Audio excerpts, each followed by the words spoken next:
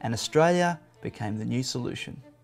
12 years later, in 1788, under the leadership of Captain Arthur Phillip, the first fleet of convicts arrived here in Sydney Cove.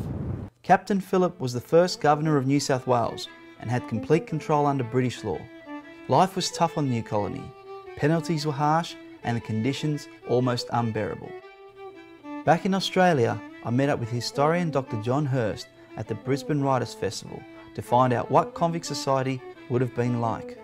Convict society came out of Britain, which was the most advanced society in Europe in regard to representative government, certainly not democratic government.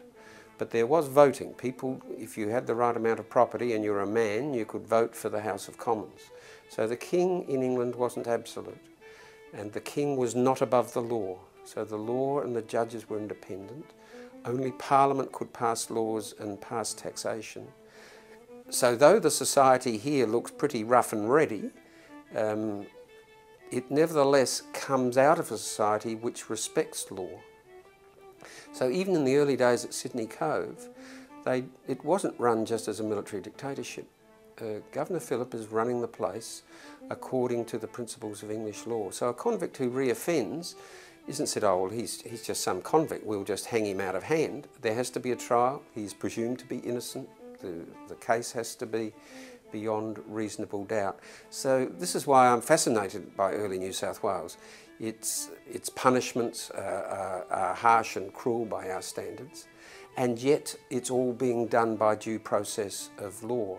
And I think it was that attachment to law which meant this society could escape from its degraded origins fairly easily. It wasn't if we had to re-establish law when the convict presence begins to dwindle. The law had been there right through.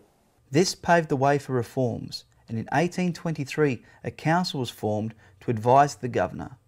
And by the 1840s, many convicts had been freed, and the colonies were putting pressure on the British government for self-rule.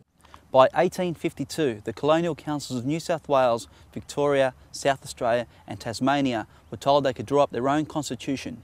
And even though these new constitutions were set for self-rule, the reforms had not filtered through to the general public and became evident during the gold rush that followed.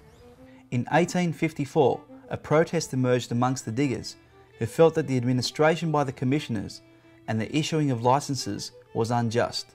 They formed a stockade, demanded votes for all men, payment for members, and raised the rebel flag in resistance to British rule. The stockade was attacked by British soldiers and killed 30 diggers, which created the legend of the Eureka Stockade. Although not immediately evident, the Eureka Stockade was a physical test of the new constitution that promised each male one vote by secret ballot and without any property qualifications.